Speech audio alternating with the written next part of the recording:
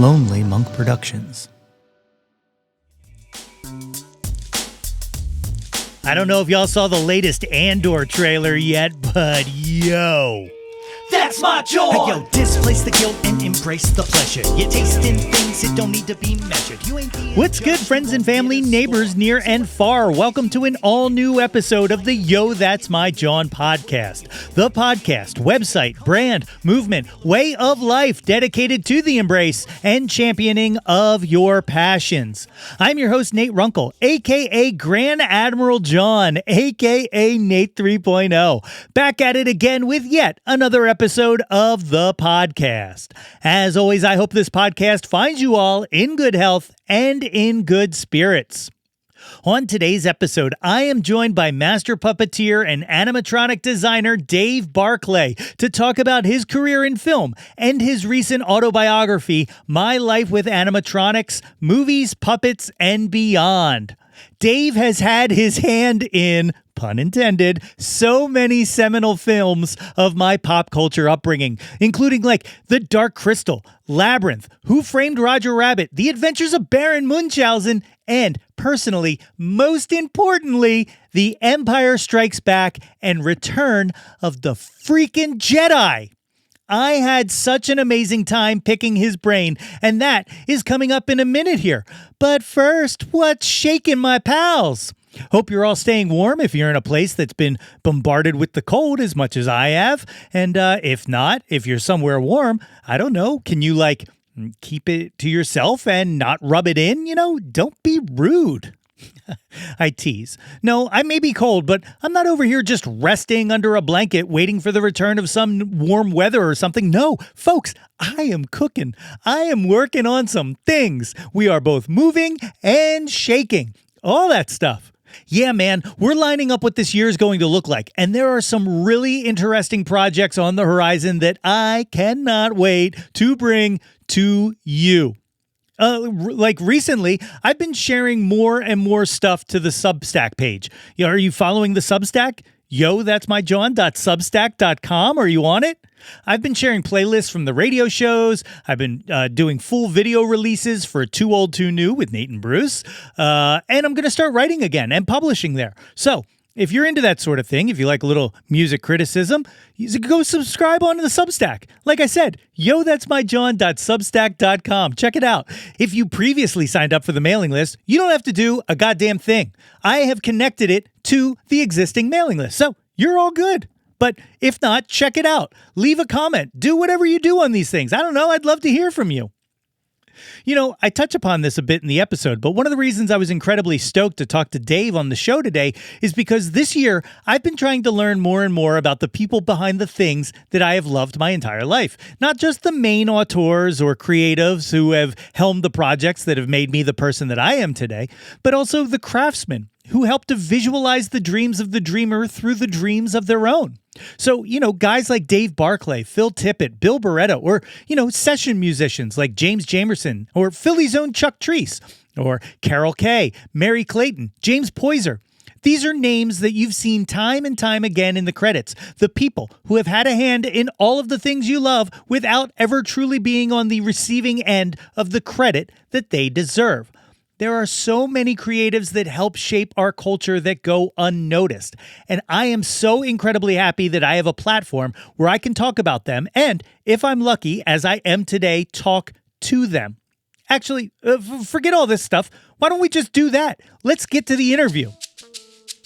My guest today is a master puppeteer, animatronic designer and supervisor, a CG keyframe animator, and director and producer of animatronic and animation projects for film and television, who has been at the cutting edge of animatronic puppetry since 1979. He has worked alongside legends such as George Lucas, Frank Oz, Jim Henson, Terry Gilliam, and Robert Zemeckis, just to name a few. He has most recently captured all of this and more in his autobiography, My Life with Animatronics, Movies, Puppets, and Beyond. Folks, it is my honor to welcome to the show, Dave Barclay. Ladies and gentlemen, I am joined today by the great Dave Barclay. Dave, thank you for joining me on Yo, That's My Jawn. Very happy to be here. Thank you for inviting me along. I am so excited to have this conversation, mostly because, you look through your resume and it's literally like just glancing through my entire life because it's like all of my favorite things from when I was little to even now when I'm an adult. So super, super stoked to be able to chat. So I always like to start things off in kind of the Wayback Machine, so to speak. Tell me a little bit about growing up. Right. Okay. Well, I grew up in London, England. As you can probably tell by my accent, although I've been in California 25 years, I don't think I've really lost much of my British accent. But yeah, so I grew up in London, England. My parents originally were actors. They met at the Royal Academy of Dramatic Art, RADA, in London in the mid 50s. But when I came along, they decided they wanted a hobby and they wanted to work together because typically they were cast separately as actors usually are. They wanted to work together, so they started up a puppet company when I was very young, and it exploded and it just snowballed, and they became professional puppeteers for the rest of their lives till the time they retired. And so I grew up with my parents making the puppets, writing the scripts, rehearsing the plays, working out bits of business, and then I would travel with them to all the shows that they did. Before I went to school, I had to stay with them because they didn't have like babysitters. So I got to go and be part of the show as a very young child before I started school. And then during summer holidays and everything, I'd always go with them and be part of the show. So puppetry, and so this is like more like Punch and Judy glove puppetry with the style that my parents used. So I grew up with that. Although I loved the string puppets, I had my own collection of string puppets, and I would. As for their show, they would put an old LP on a battery-operated turntable with a little speaker and put their microphone system to it. And they'd use that as a warm-up, so people would come towards the shows when we were doing the outside, like the Royal Parks in London and that sort of thing. And during that warm-up time, I would go out and dance my marionettes as their warm-up act. So, yeah, it was an amazing creative childhood that basically put me on the path that I'm on today.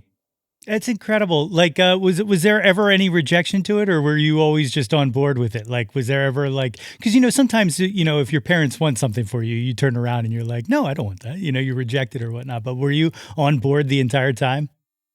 Pretty much, but when I got into my teens, I decided I didn't want to follow their exact path. I wanted to get into films and TV. I didn't want to do it live because I'd done it all my life at that point. I'd been traveling as far as I could, traveling with them as far as I could remember back. So, I mean, I've been all over the UK, went to Ireland, Scotland and Wales, and a lot of work in London, but always driving to different places. So I was thinking, no, I'd like to work on films and TV. And at that time, there was special effects makeup, but there wasn't actually animatronics.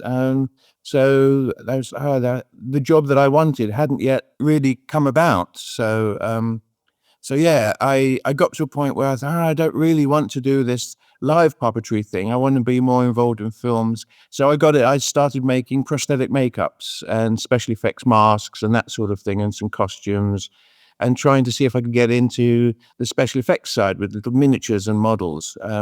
Because again, the actual job I wanted hadn't yet sort of come about. So although it was not exactly my parents' path, it was still following the puppetry and the creative side, and they supported me in all my crazy endeavors. Is there any like traditionalist, like is there any kind of like puppetry infighting on the use of kind of technology and animatronics and puppetry, or is it well embraced? I'm sure it by this point is well embraced, but early on. Yes. Yeah, well, interestingly enough, really the first proper animatronic puppet that was used to perform a character, rather than just a few special effects here and there, was Yoda from The Empire Strikes Back. And I just, by pure chance and luck, got to be part of that team building and then puppeteering Yoda. And they were looking to take all the skills and knowledge that they had with Stuart Freeborn was the supervisor, amazing guy. He had created the realistic looking apes from 2001: A Space Odyssey. in 1968, and they are amazing. I mean, the Stanley Kubrick, difficult man to work for, I believe, wanted the guys with their ape mask on to actually be able to bite into meat, real meat, and tear it off a chop or something. It's like, wow, it's like that's really tough, because then it's all got to get locked up into the teeth. So the requirements that Stuart had to come up with, and he wanted all the little snarling movements in the lips. It was definitely groundbreaking. And then he used all of that knowledge with working alongside Wendy Midner, who was actually doing some initial development for Dark Crystal for Jim Henson, as she was working on the Yoda body and the Yoda character. So between that, they were putting it all together. And it was like, well, how can we make this character be believable? And because everyone obviously loves the Muppets. They're fantastic. I think everybody does, and I certainly do. But they're stylized, simple puppets, and and so it was taking that ability to project a personality through a very simple puppet. Now I wanted to try and do that with a more sophisticated, complex puppet that looked more real. And Yoda was I think the very first successful attempt at that. For sure. I mean, like there's a personality that like it's still to this day amazes me to see in, you know, the facial features and some of the stuff that you worked on with that puppet. Did I read that it was Mark Hamill that got you involved in the Star Wars universe? Yeah, that's right. Yes, it was a strange series of events. I was wondering how to get into the film industry, and I decided, well, I'll probably go to university, study sculpture, and try and use that as my way in. But I decided to take a gap year, which was typical in the UK. You would take a year off before you'd start going to university. And so I took a summer job at London's famous toy store called Hamleys of Regent Street. And one lunchtime, while I was out, Mark Hamill came in and bought a whole load of Pelham puppets, which are the little string puppets I had as a kid, for his private collection. And I was devastated because I didn't get to meet him and I didn't get the commission. And I was a massive Star Wars fan, so I was like, oh, no. But they told me, the people who were there who took over for me, that Mark wanted a custom Darth Vader string puppet for his private collection, a carved 18-inch wooden carved marionette version of Darth Vader. And probably about 8 months later, he got back in touch, which surprised me, and commissioned me to build this Darth Vader string puppet. So I did, and he invited me along to Elstree Studios, to which is where they were filming all the stage work, when they've got any sets and they're working in the film stages. That was all done in England. So yeah, he was working at Elstree, and so he invited me along, and I presented the puppet to him, which he was very happy about. And then he introduced me at the end of the day to Stuart Freeborn, the makeup supervisor. And Stuart, a week later, employed me on Yoda. It's an amazing sequence of events, like and life changing, like. Literally, yeah. And also at Hamleys, I met my future wife, and we've now been married 46 years. So it's like the most important job ever.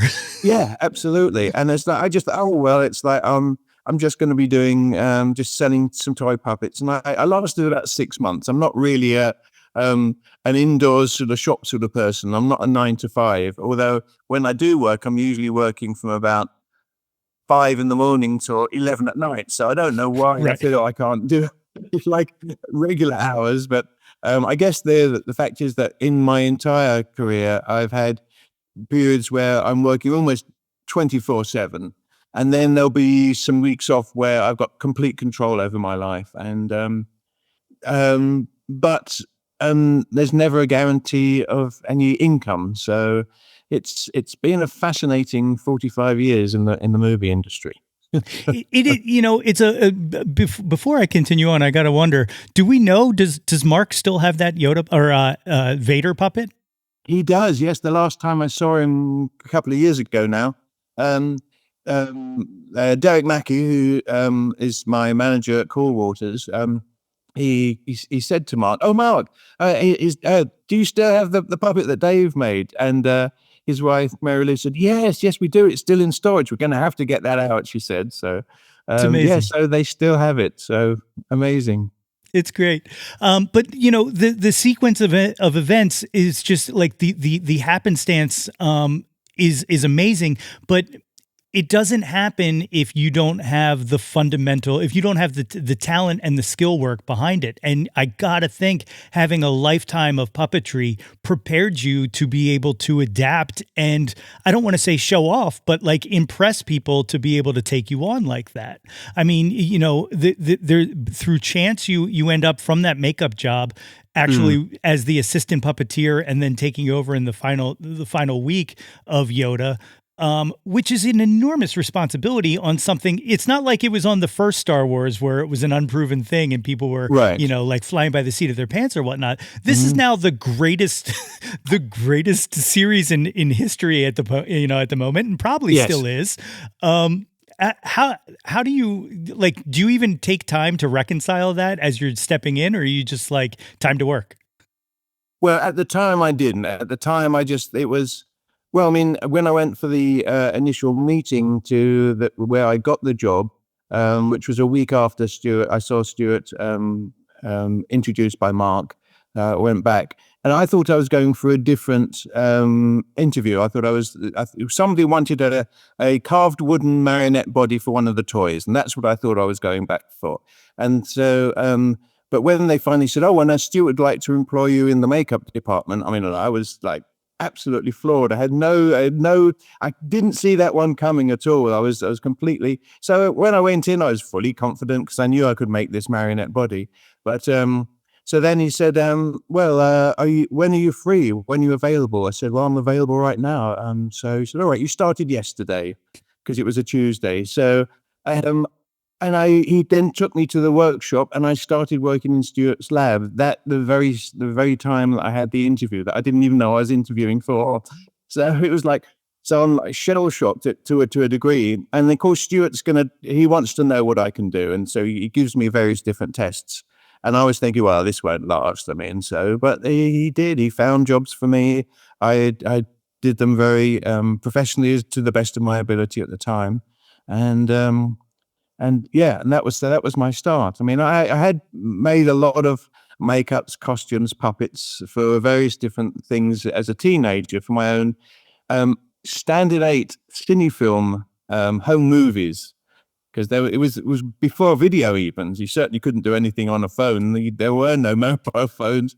So it was an old wind-up cine camera that I filmed these little home movies. So I had the understanding of what it would take to be able to deliver the work. And of course, I got that from my parents as well. When they had a new show to deliver, they worked very, very hard, worked all around the clock if they had to deliver it. So, so I had a knowledge and an understanding, and I guess I was just very lucky to be taken on by Stuart and supported.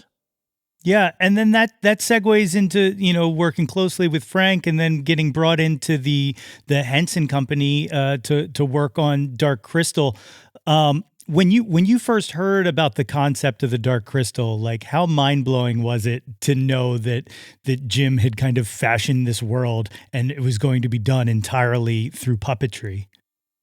Well, yeah, absolutely, because he'd completely revolutionized puppets for the small screen, for the TV, with Muppets and Sesame Street, and I think he did some slightly more sort of stylized characters on Saturday Night Live in the mid-70s, which were amazing, which were kind of the forerunners of some of the Dark Crystal characters, in my opinion. And so, yes, it was amazing, because here now was an actual whole film that was going to be created based around the job that I was hoping to get, that actually when I first looked for the job didn't exist. So now it existed, and it was going to open up to a lot of people.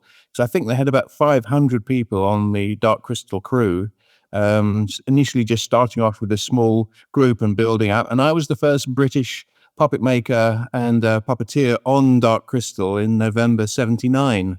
So, it was an amazing experience, because no one had done this before. There was no right or wrong way. And so it was really trying to figure out, taking what we'd learned from Yoda, because there was a lot of great things that were discovered and invented for the creation of Yoda. And some of the Muppet construction techniques were used in Yoda's body and that sort of thing. So there's a lot of crossovers, but it's like, right, now we've got an entire cast to make out of animatronic puppets, and how far can we go with that? And I typically did most of my work for Lyle Conway, and he's a brilliant animatronic effects supervisor, just brilliant. He went on to do Little Shop of Horrors, which I think is still some of the greatest animatronic work, and that still holds up today, and that's all in camera with no computers. So, but yeah, Lyle was in charge of the Skeksis, the Skeks and Aughra, and so I was like his right hand man that did all the work. I sculpted half of the Skeksis' heads.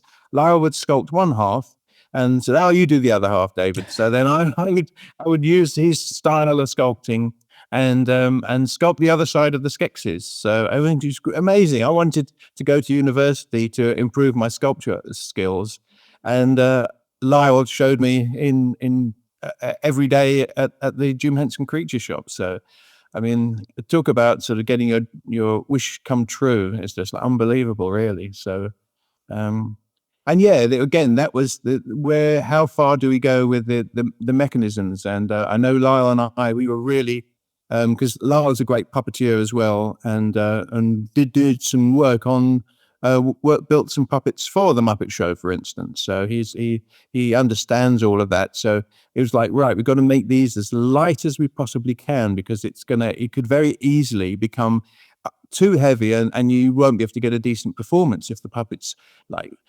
really too heavy. So I mean, I have over the years operated a few really crazy heavy puppets, and I'm glad we focused on keeping them light on the original Dark Crystal. So yeah, we were inventing all sorts of different things that no one had ever done before. Speaking of heavy and a lot to work, 6 people, is that how many it took to run Jabba? Because every once in a while, a couple more. I think when he was smoking, we needed some smoke. One guy was on with a cigar, puffing cigar smoke down a tube for Jabba. Yes, it was an amazing experience with Jabba. We had actually just come off of Dark Crystal, and that had, well, in fact, everybody else had. I didn't. Jim asked myself and Lyle Conway, just the two of us, to stay on after Dark Crystal to do some research and development, and also the promotion for Dark Crystal, because we were going to do exhibits, put some exhibition figure versions of the puppets, put those on display, and we did some presentations and TV shows. So he kept us on to do that. And it was at that point when I was given the call, I received the call from Stuart Freeborn to say he'd like me to be chief puppeteer for Jabba if I'd like. So it was like, literally, it was just offered, would I like to be chief puppeteer for Jabba? So I said, yes, I would. I said, but I'm actually contracted to Jim Henson. And so I asked Jim, and he said, well, as long as I cleared the necessary work for the promotion of Dark Crystal, he would also give me clearance to go and puppeteer Jabba. So I've got my cake and eat it. I'm being employed by world's greatest puppeteer, Jim Henson, at the Creature Shop as one of only 2.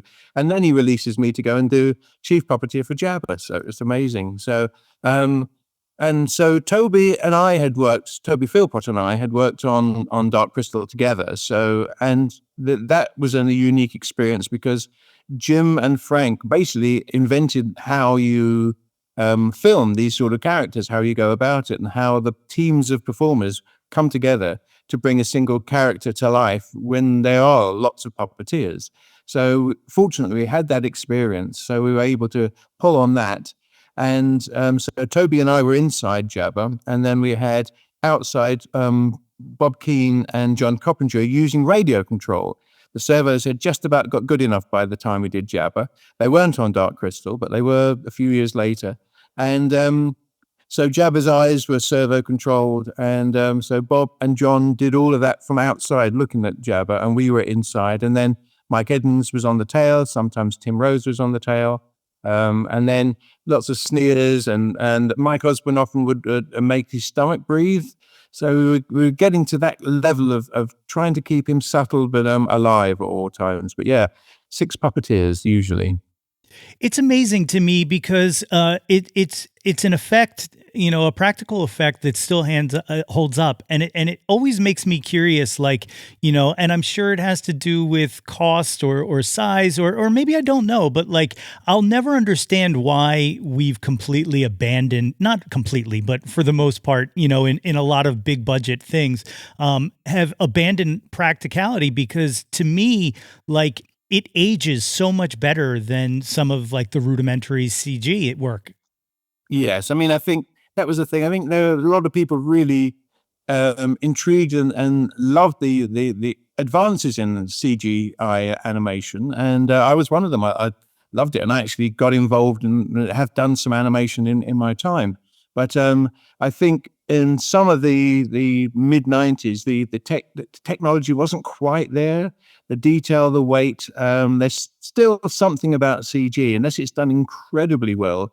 You kind of know it's not there, and that's the really difficult part. It's very clear that the real practical objects are there. You just kind of know it, just in your soul, just looking at it. There's no necessary sort of tests to prove it, but you just know it's there, and you kind of know that the CG isn't. So I think that's a battle that the animators, the brilliant animators who animate great CGI, have to fight. They have to fight this uphill battle where the puppets automatically are there, and if they're shot properly and they're lit well, then they can look really great. I mean, I did know that right from the start. The lighting is so important. The very same puppet can look terrible if it's badly lit, and it can look fantastic if it's well lit. So the lighting, the whole production team, and again, camera angles and the way it's edited, the whole production can make it work. But again, I suppose these days there's less of that. And Yeah. also, most films these days are now assembled in post-production. They film lots and lots of different options, and they work it all out, and they try this and they try that, and they test it. Well, if you wanted to change a shot of Jabba, you'd have to go back to the set, rebuild the set, bring the puppet in. All that. Nowadays, you just can do the animation in post-production, and you can leave that to the last minute. So, and that kind of is one of the expensive parts of, and you can make sure you do it just for the shots that they finally decided upon. So I guess from a production approach, it makes more sense to use computer animation, because if you need to change things, and it seems that that's all they do these days in films, Yeah. it's not the old like Stanley Kubrick where he's worked it all out, storyboarded it, and that is the film you see. Now it's all developed by the different producers, and often the studios will have their say and get things changed. So I think the production model is different now, the way a film is made. And so I think it makes it harder for people to use animatronics unless it's a low budget where they are Yeah. going to try and just go in, film what they want, and that will get released. So there are some more uses of animatronics, but not in the way that Jabba was, for instance. Yeah. Well, I always think about, two other projects that you worked on, Roger Rabbit and Back in Action, like the marriage of like using, physicality, things in the physical space, but also using the animation on top of it, I think is another, approach that just seems to, like, now it just seems like, like moving pistols around and stuff like that, you would Yes. think, now is almost all going to be done in post, as opposed to like the work you guys did. Like, Yeah, well, I mean, partly it was the only way to do it at the time, because it was still, even on Roger Rabbit, which we filmed in 1987, it came out the following year. But we had to film everything in camera for real. So there wasn't. They did do some green screen tests, because they did have green screen, and it felt like it really didn't look like it was a part of the shot. Bob Zemeckis, who had directed the film, wanted the best integration between the cartoon characters and the actors, the real world. He wanted the best that we could possibly deliver. So, and that was having real props. He didn't want them cartoons. He wanted the cartoon characters to hold real things. And the only way to make that convincing was to have the real objects in the shot, in the set, while the other actors were acting. and we were basically puppeteering what would look like an Invisible Man film, because they would draw the cartoon characters on top. So it was our job, using puppetry effects and puppetry skills, to move everything that the cartoon characters were holding and were interacting with, so that the real world would have a direct connection to the cartoons who are going to be drawn in later. And again, I think it's that same thing. You instinctively know that this that weasel gun is going across shot with a weasel holding it.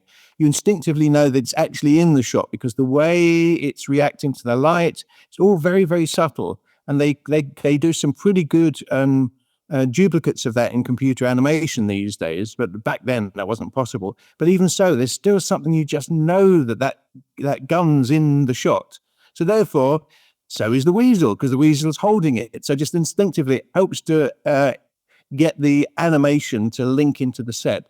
And as you say, nowadays, that would be a CGI gun on a cartoon character and wouldn't quite have the same impact, I don't think. But so yeah, having sort of the real objects in set, and we basically worked on every single shot in the film, and we had a core team of 6 puppeteers the whole way through, and we ramped up to 17 for various different days and different sequences.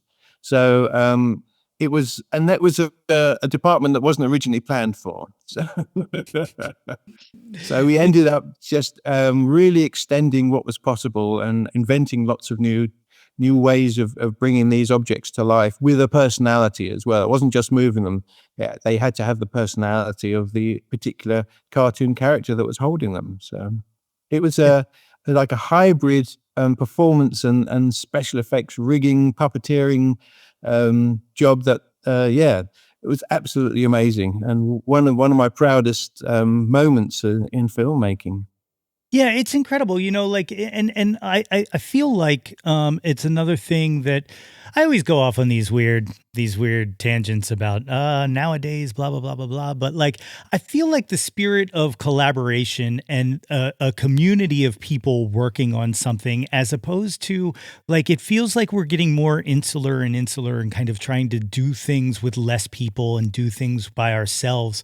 And I feel like a lot of imagination kind of suffers from that. Like, it's one thing to imagine by yourself, but when you imagine with a crew of people all working towards a common goal, something beautiful is created.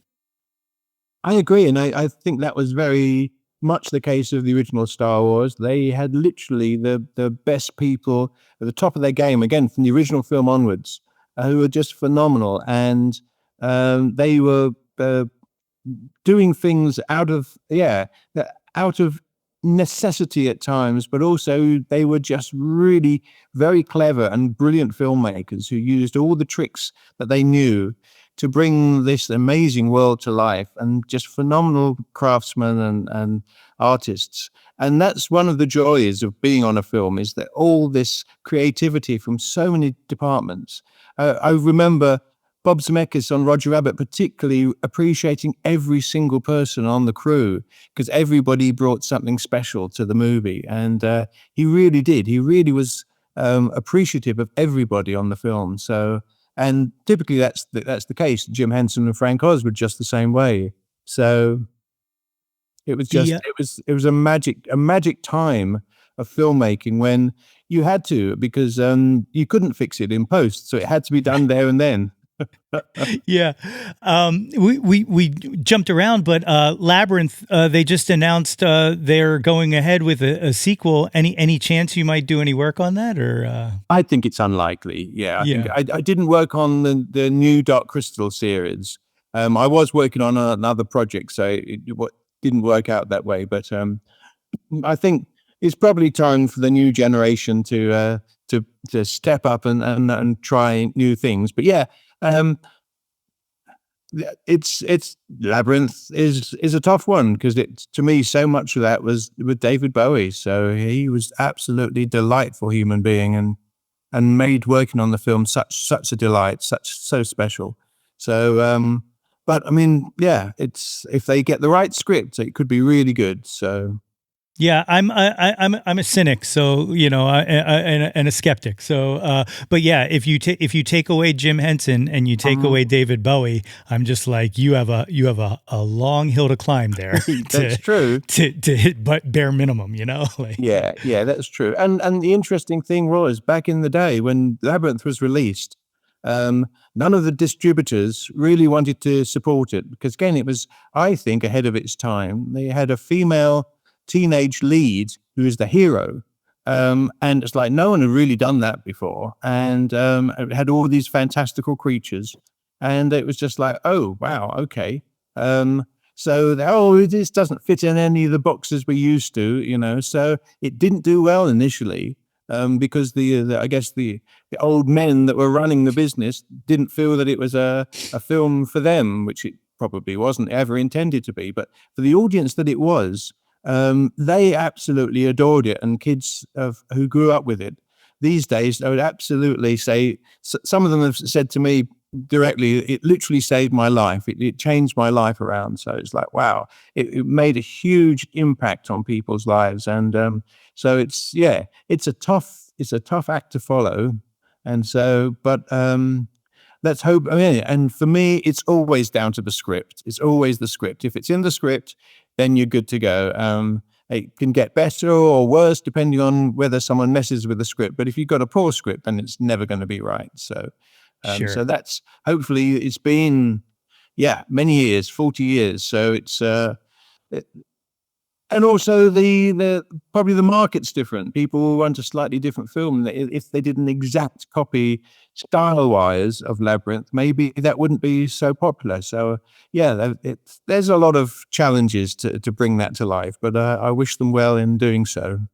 Yeah, it's one of the things that like it was always a favorite of mine growing up, but I never really acknowledged how important it is that you kind of touched upon it, that there's a female lead who defiantly tells kind of the male, you have no power over me. Like that's and it's amazing to look back on a moment like that.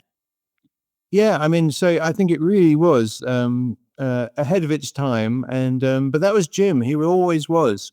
Everything he did, he was always thinking years ahead of everybody else. I mean, he came up with in I remember chatting to him in around about 1981, real-time digital puppetry, CGI puppetry back then, and it's like it.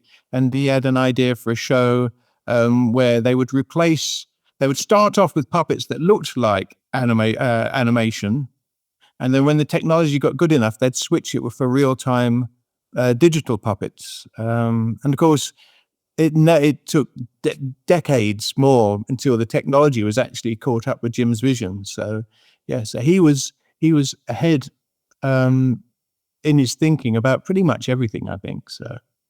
Well, it's a perfect segue to the other thing I wanted to talk about, which is the out of body, which to me is an amazing thing. Like because I don't know that I ever, even though like digital models in CG are obviously models that are figured, like to work them like puppets and like marionettes, like. It makes sense, but I don't know why. Like it never like clicked in my head as something. What was like? I guess what was the first thing that you used that on to or what project that kind of was the birth of that? Well, I mean, it's been an ongoing thing. I think initially we all the British puppeteers worked on Little Shop of Horrors, and myself and Mike Quinn, we were good friends. We worked on the upper lip and the lower lips of the supper time plant, and it's and I was thinking, well, wouldn't it be great? Because we would do like 25 takes to try and get the lip sync just right. And I was thinking, wouldn't it be great if we could record that? We could do it in rehearsal, and then when we get to film, we could play that back. And my friend David McCall he worked on Baron Munchausen with me, which was a Terry Gilliam film, amazing. And he built a special onboard customized computer for controlling servo motors on the dancing figure of Baron Munchausen, which was on wires. And so his feet were naturally doing this dance motion. And this was a computer controlled servo rig. So I asked him, well, can we build a computer control system where we can record servo motors? And he said, yes, you can, because he'd just done I think it was a full motion control system for Superman 4. So he built it from the ground up rather than going and renting one of the very expensive ones. They had so much to do. They built their own, and David built it, and it worked perfectly.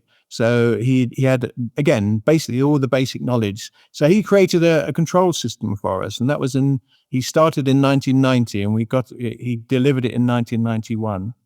And of course, there's like, right, okay, well, I don't want to do just joysticks, like Futaba joysticks on a radio control box.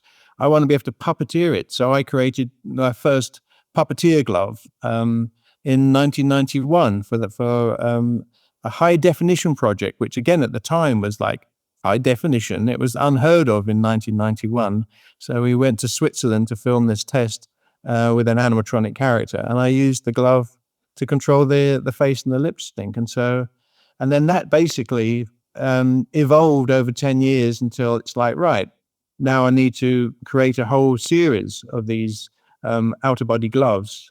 And I worked with Steve Rosenbluth, who had created an animatronic control system for his own company, Concept Overdrive. And so I was able to use that because it's really amazing. He was using it for cable CAN for all the system was running all the cameras when you go and see a football match. And so it was used in many different things, but of course it was also suitable for puppetry and animatronics. So with him and Glenn Silver, who from Technology Playgroup, created an interface box, so all my gloves could go through the sensor box from Technology Playgroup and connect to Overdrive, and then we could mix and control and record servo motors like never before. So it opened up a whole new area of designing, because now I can use the computer to mix different parts of servos at different times to make more complicated and more realistic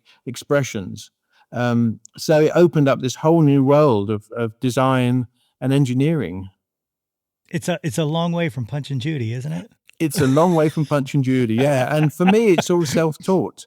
Yeah. So some of it I just can't do. That's why it's Steve Rosenbluth and Glenn Silver. They'll fill in the gaps. But I do quite a bit of it myself. I've grown up to like to be a jack of all trades and try and do everything. So yeah, when we're building puppets, I'll do the sculpts, I'll do the molds, I'll do the foam latex cast, I'll do the fiberglass skull, I'll do all the engineering, all the mechanisms, and then finish it all off, paint it up, make costumes, and then puppeteer it. So it's kind of like going back to what my parents did with their shows, because there was just the two of them doing all that. So I've kind of enjoyed being one of the people who can do all of that and see the project from the very beginning concept through to the final delivery.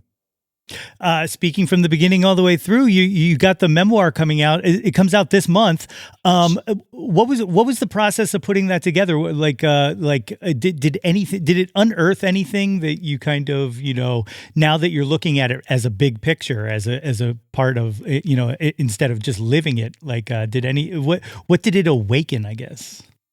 Well, the thing that it most illuminated was the fact how lucky I was in all the initial things. I mean, I know I was like passionate about doing the work that I did, but some of the events that happened and the coincidences and the luck and being at the right time, the right place at the right time. But then just back in the day, just taking it all for granted, because as you say, you're living it, and it's just like, oh, okay. Sometimes there's not even time to think about it. You just have to move on and deal with the situation. But looking back, wow, I can't believe how incredibly lucky I've been. And I've also been able to work with really wonderful people. There's really no misery in working in the films that I've worked on.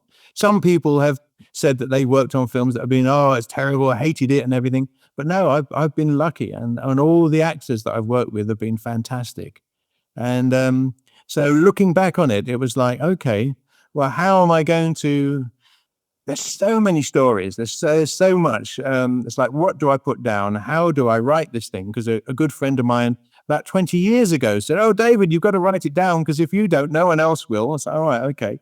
Thank you, Murty." So I eventually finally got round to doing it. But the hook is that I decided I was looking through photographs to put in it. And of course, you've got to get them all approved and pay license fees from all the companies. And I was thinking, well, what should I put in there? And the more I looked into them, and I thought, oh, well, this photo explains this story really well, and this photo explains that story. So I decided, instead of just putting a handful of pictures in the middle spine like everyone else does, I decided to go about the very expensive and difficult way by actually filling it with images from my life, from my movie career. And so, yeah, it's just absolutely stuffed with films and projects. And so it's because my life is very much a creative visual world. I thought my book should be the same thing, so that you can actually see what I'm talking about when I'm talking about it. That's amazing. I can't wait to get my hands on it because, like, I've been talking. I have another show with a friend of mine where we do music discovery. And one of the things I talked about, every week we bring a new song and an old song for the audience to check out. Excellent. And a few weeks ago, I brought working in the Star Wars universe. Did you ever meet Pete Kleinow, Sneaky Pete? I did not, unfortunately, no. I met Ben Burt, who is doing the sound design stuff, but didn't meet Sneaky Pete, no. Sneaky Pete was the pedal steel guitar player for like the Byrds at one point, right. Graham Parsons, Flying Burrito Brothers, that kind of thing. Mm-hmm. But he was also a stop motion animator on the Star Wars films, as well as Terminator and stuff like that. And I got into a conversation about guys like Pete and like yourself, you know, people who have played a part in every important thing, you know, in what makes me who I am today, who I feel like deserve to have a light shine on them because, you know, you're as important as Jim Henson, as George Lucas, as like to be able to make those visions come to life. It takes people like yourself to be able to make these things. So I'm like super excited to be able to dive into this book to better understand, you know, the inner goings of the things that I love. Well, thank you. Yeah, I mean, that was one of the reasons for doing it. And also, again, my friend Murty said, and also then your granddaughters will be able to know what you've done and when they're older. So it's like, yeah, that's true. It's good to get a record and a history of it because, yeah, it was, I think, a unique period. I mean, again, for lots of my friends, Toby and Rob Tigner and all those people who started off back in the early 80s, we had a wonderful run in movies before pretty much it's been taken over by CG. But then puppeteers are still working. There still is work out there, still is animatronics. So, yeah, it's a lovely career. It's something that I am so glad I was able to do. Speaking of CG and that pivot, tell the audience a little bit about Maldrix. What's going on there? Yes, well, Maldrix was based on one of my parents' puppet plays called The Ice King, and Maldrix is the servant to the Ice King, and so I wanted to make this.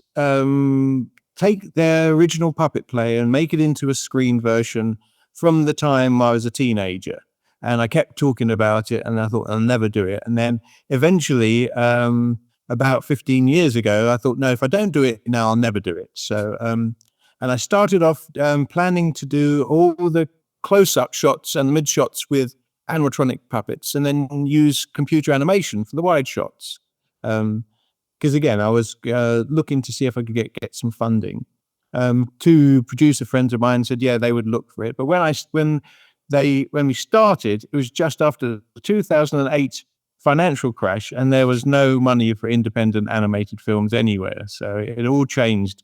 If I'd done it a couple of years earlier, probably could have easily picked up the funds for it. But then anyway, so I ended up trying to do the whole thing myself. using my own funds. And so I moved to motion capture because I wanted to use my puppeteer friends and bodysuit performers. Misha Sisti, for instance, was Michelangelo in the Ninja Turtle movies. And so he's a brilliant puppeteer and body performer. And so he performed characters. And so we motion captured the whole film.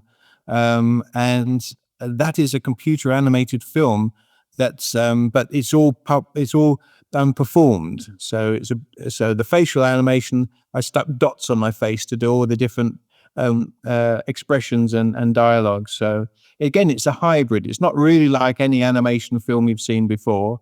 It has a bit more of a feeling of the old animatronics. But I finally completed the film to the best of my ability with basically no money.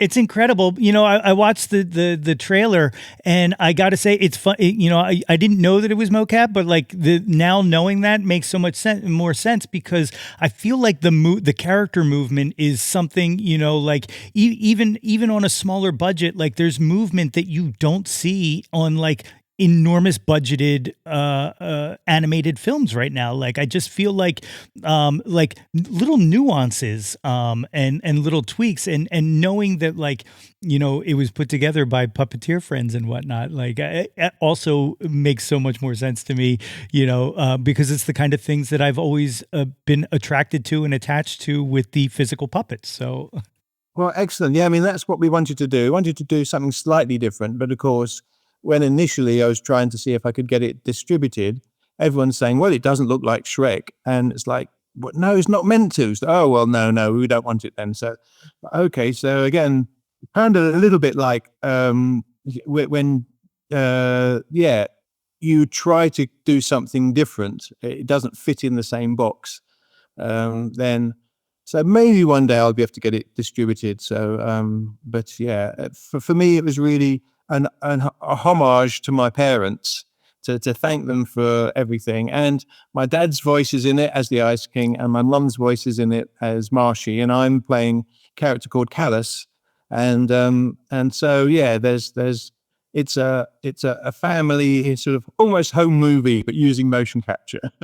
it's incredible. It's like a full circle moment. I really love that. That's awesome. Yeah. One of the other things I did want to mention, and then we'll jump into the questionnaire that I close things with, but is your work on rides as well. And the reason I mention that is because I know Brian Lynch, who wrote A Secret Life of Pets, Yes. and also wrote the script for the ride, and knowing that we have this connection of because you worked on that ride, correct? I did, yes. Yes, I mean, the catch with all of these is that you're under a non-disclosure agreement with Universal and with Disney for the different rides I've done. I worked for my very good friend Lee Romer, and he's a brilliant sculptor and artist, and we've worked together for 20 years. And so it was his company that got some work on various different projects that I've worked on. And yes, that was great fun. It was lovely going along and seeing the final ride. But one of the crazy things was, of course, it was just before COVID. Yeah. So we were working on it, and people were turning up wearing all the face masks, and going, why are people wearing face masks? And then suddenly COVID hit. So, oh, geez. Yeah, no, it's a great ride. So it was a really good experience for me. So, but unfortunately, I can't really talk about any of the details because I'm under a strict non-disclosure. So I'm sorry about that. So completely understand. No, it's cool, super cool. So this questionnaire that I end things with, it's called the Jawn List. These are just my stock questions that I ask all of my guests. It starts with the one hit wonder in name only. You're just picking a favorite. The first one, Billy Joel or Elton John? Who do you prefer? Elton John or Billy Joel? Huh. I would say Elton John, just swinging to the British side. Yeah, it makes sense. You got to take care of your own. I get it. But it's just that, yeah, I was introduced to Elton before Billy Joel because of being in Britain, Goodbye Yellow Brick Road, and all of those albums. Yeah. So yeah, I listened to that as a young teenager. So yeah, I would say, yeah. Excellent. The next one, Debbie Harry or Joan Jett? Debbie Harry. Yeah. Again, British scene, Blondie. That was my era really in music, and just coming out of the punk scene in London in the 70s. So yeah. So yeah, I had a few Blondie albums, and again, British side, of course. So Aretha Franklin or Tina Turner? Aretha Franklin. I love them both, but the Queen of Soul is just phenomenal. Absolutely. Nirvana or Pearl Jam? Nirvana or Pearl Jam? Yes. That's a good question. I would say probably Pearl Jam. Okay, that's my point. That's my pick as well. See, we're Janis Joplin or Stevie Nicks? Ooh, that's a tough one because they are like equal in my mind pretty much. I would only say Stevie Nicks because I love some of her songwriting as well, and yeah, I love that. So I'd probably, although Janis Joplin is brilliant. So now, if I had to, I'd probably go Stevie Nicks. Good answer. There's no wrong answers to these. You can't go wrong. Yeah. The big cliche: the Beatles or the Stones? Beatles. Yeah, I get Beatles. it. I mean, they're both British, but no, I just love the development and experimentation and chord structures of the Beatles. I mean, some of John Lennon's early just guitar styles that's like out of this world. And so just you've got a guitar in the background. So yeah, I was in the band for a very short time, but just looking into all of that is just, yeah. So for me, it's definitely got to be the Beatles. That's awesome. When you were in a band, what'd you play? I was the drummer. Oh, fantastic. Actually, that kind of makes sense. I can kind of see it kind of goes along with puppetry. You're using multiple limbs at different, I get it. Yeah. I get it. Yeah. So, yeah. And I've messed around on the guitar, but I'm about the same level today as I was when I was messing around as a teenager because I've never spent enough time to improve. So fantastic. The last one of the one-hit wonders, Bohemian Rhapsody or Stairway to Heaven? Oh, well, we used to play Stairway, and I can actually play it on the guitar. And I love Queen, love Bo Rap. That is really tough. What would my younger self would do Stairway, and my older self would do Bo Rap. So I think I'm gonna have to go Bohemian Rhapsody for today. So. Okay, I like it. I like that. I like giving a nod to the younger self, but also acknowledging the older. The second half of this is the top 10 countdown. In this, the word Jawn is Philly slang for anything you want it to be. A friend of mine once said that Philadelphians use the word Jawn like Smurfs use the word Smurf. So it can be anything you want it to be. So it starts with the first Jawn. What was the first thing you were obsessed with when you were a kid?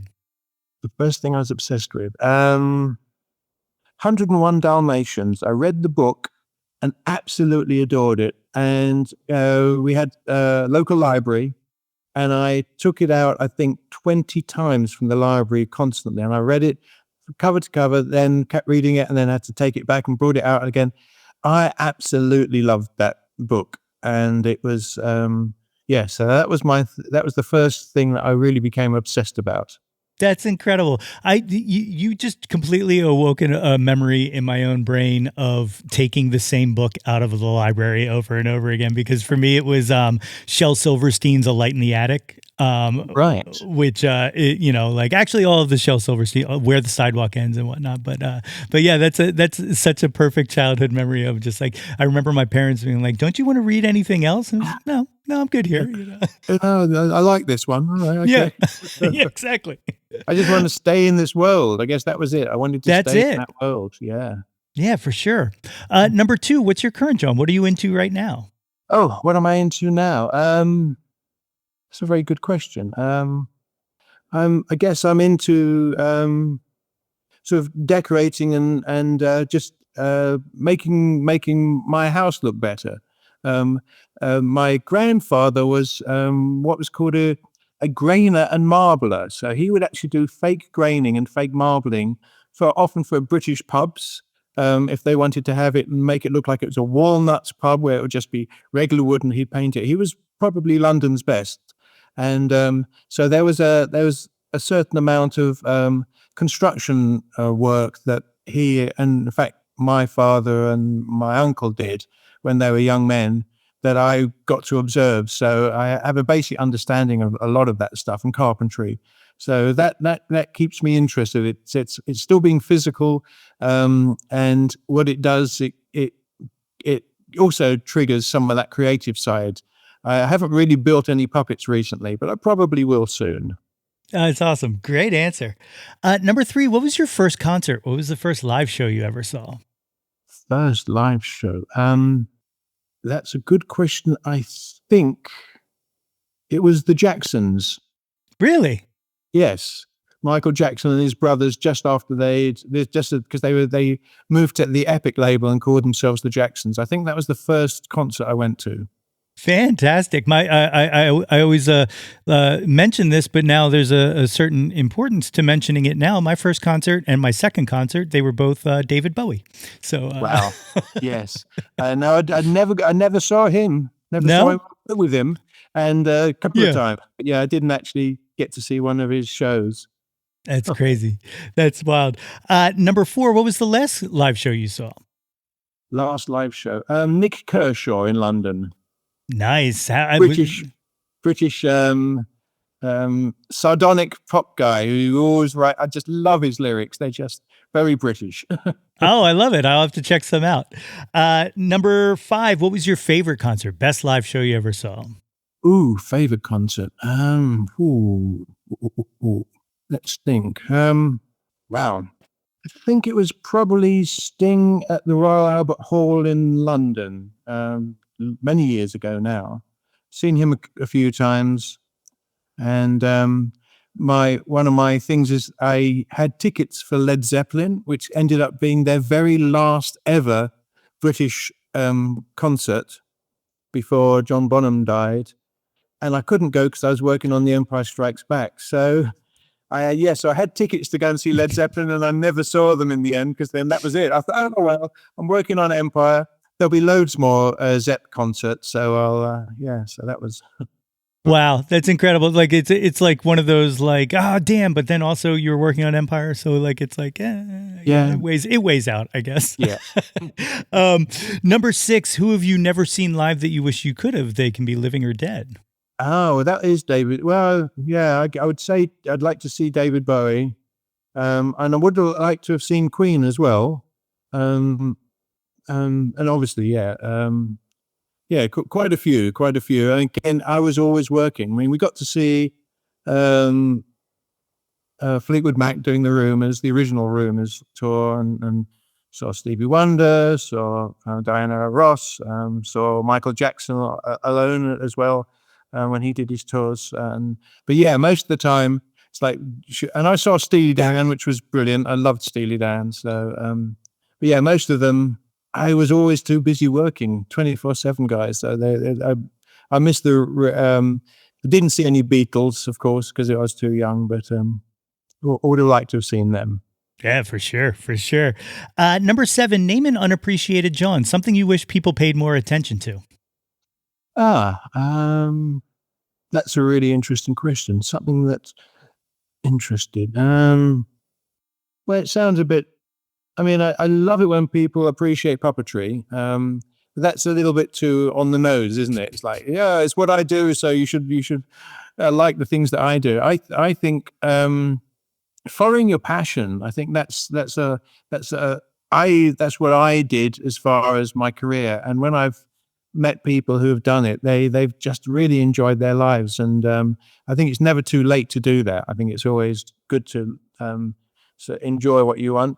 And then the other is reading, just reading a book. I just love reading, so and that's become less popular these days because everyone's on the phone, so yeah, beautiful answers, both of them. Number 8, what's your favorite album?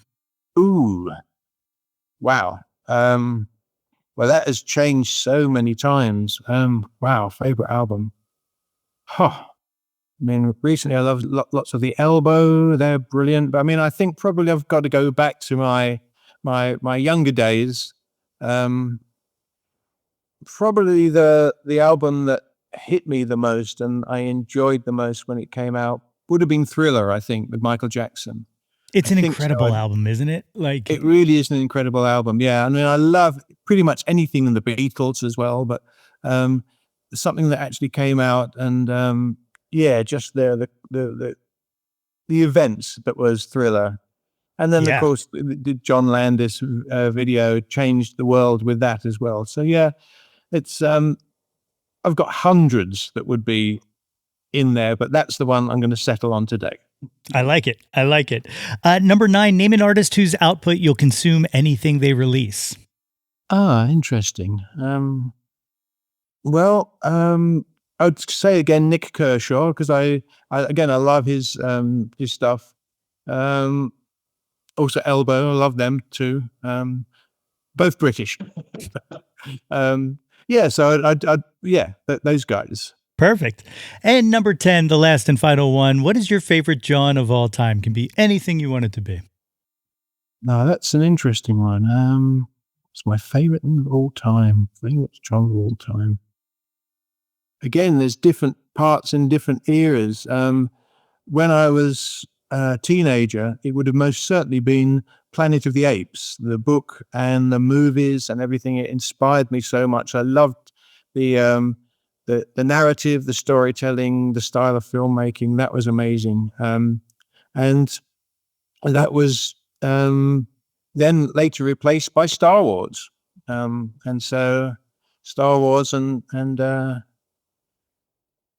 that original trilogy, and that I so luckily became part of. So so I think it would be films. That would be the overall thing. It would be the feature films, because I love watching them and I love being involved in them. And just one of my most delightful day-to-day experiences, even now, is if I'm working and I walk onto a soundstage where they do the filming. Just walking onto a soundstage gives me great joy.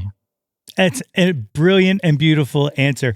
So the memoir, My Life with Animatronics, Movies, Puppets, and Beyond, is it out now or is it coming out? It is, yes. There's a special pre-order with, I think Derek's arranged it to have a poster from Aldrich's that I'll sign, as well as I can sign the book. And also there's an 8x10 Star Wars photograph that I will sign too. So it's a very good deal. So he's put together a special deal for like the pre-release. Eventually, I think it's being printed through Barnes and Noble. But at the moment we're just doing it through Derek, so I can sign them. If you bought it directly from Barnes and Noble, I wouldn't be able to sign it. So by doing it through Cool Waters, then I can sign it. And I think soon we'll be putting up just the book rather than the deal through Cool Waters, so you can buy just the book if you want just the book rather than the package. So but yeah, that's probably the best way to get it for now, unless you get to come along and see me at one of the conventions that Derek's arranged for me this year. So again, you can look through, I think, coolwatersprods.com and see which conventions are coming up this year, and I would certainly be having copies of my book when I go to those. We'll have links to that in the show notes, so anyone who would like to purchase the book, and I implore you to, because what an amazing life Dave has lived, and just like I said, has had his hands involved with so much that is in the framework of pop culture throughout my entire life. And I am so honored that you came on the show today to talk to me. Well, thank you. It's been an absolutely delightful interview. Thank you very much. It's been brilliant. And some really interesting questions, some that almost stumped me. My thanks again to Dave for joining me on the show today. Dave's autobiography, My Life with Animatronics, Movies, Puppets, and Beyond, is available now via the Barnes & Noble website or through Cool Water Productions, where you can get yourself a copy autographed by Dave himself. Visit www.davebarclay.com for links to that and for more info on Dave. Links to all of those are, of course, as always, in the show notes. If you haven't done so already, please be sure to subscribe to the Yo, That's My Jawn podcast wherever you get your podcast from. And guys, it is never too late to get yourself a super awesome Jawn Scout Merit Badge for citizenship of the world just by rating and reviewing us. Don't forget to visit www.yothat'smyjawn.com for the link tree with links to articles, merchandise, all of the previous episodes of this podcast, guest appearances on other pods, and more. And while you are there, be sure to sign up for our mailing list to get all of the updates delivered straight into your inbox. Like us on Facebook at facebook.com/YoThat'sMyJawn for updates and live streams. Follow us on Instagram, Threads, Blue Sky, and Substack at Yo That's My Jawn, and search Yo That's My Jawn on YouTube to find the Yo That's My Jawn YouTube channel. Like and subscribe the heck out of that ish. We want to hear from you. Reach out, and touch some Jawn. Well, we're done with February. It's over. Someone someday will have to explain to me why the shortest month of the year felt like the longest month of my entire life. Oh, all right, kids. Blue skies. Until next time, everybody. That's my Jawn. Displace the guilt and embrace the pleasure. You taste it, things that don't need to be measured. Yo, That's My Jawn is a Lonely Monk production. Written and produced by yours truly, Nate Runkle. Theme song by me, under the moniker Nate 3.0. Special thanks to Fox Run Brands, DX Ferris, Andrew Scott, Maggie Poulos, Dan Drago, Natalie Runkle, and the beautifully vibrant and wickedly stunning Katie Daubney. If you or anyone you know has any ideas they would like to share or any guests they would like to hear on the podcast, please feel free to reach out to us at yothat'smyjawn@gmail.com or hit us up on the socials at Yo That's My Jawn. Until next time, be sure to displace the guilt and embrace the pleasure. Tilt your head back and shout to the world, Yo, that's my Jawn.